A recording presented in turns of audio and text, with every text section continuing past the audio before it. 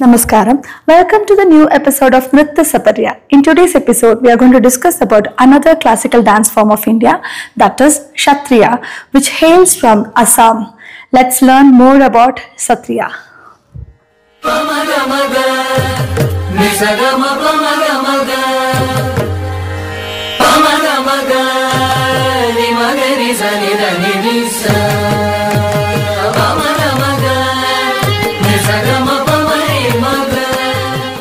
Kshatriya is a classical dance form from Assam created in the 15th century by the saint Srimanta Shankaradev.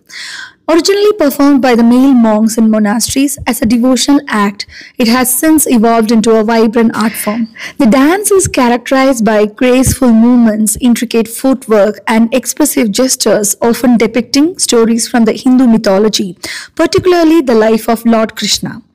Accompanied by traditional Assamese music, Kshatriya is known for its spiritual depth and cultural significances. Now let's watch the glimpses of a Kshatriya performance.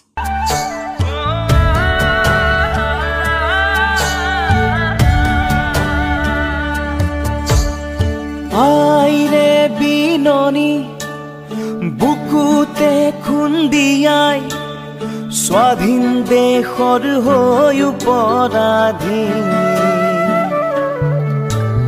সেউজ পথাৰ খনি আজি মৰুভূমি ৰসাল মাটি আজি সুবাসীন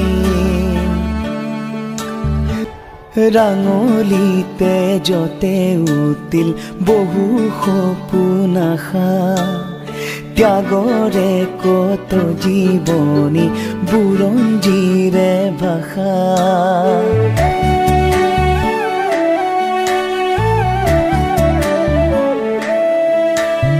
সহিব নোৱাৰা বেথা দেশক অৱহেলা জ্বলিছে অগণি বুকুত আৰু নহো যাতনা জাতি নেৰু ভেটি নেৰু জীৱন দিন লুইত পাৰৰ ডেকা আমি অস্ত্ৰ ধৰিম লাচিতৰে তেজ আজিও আছে খিৰে খিৰে বৈ বুকু খনি মাথো চুপিছে আইৰ বাবে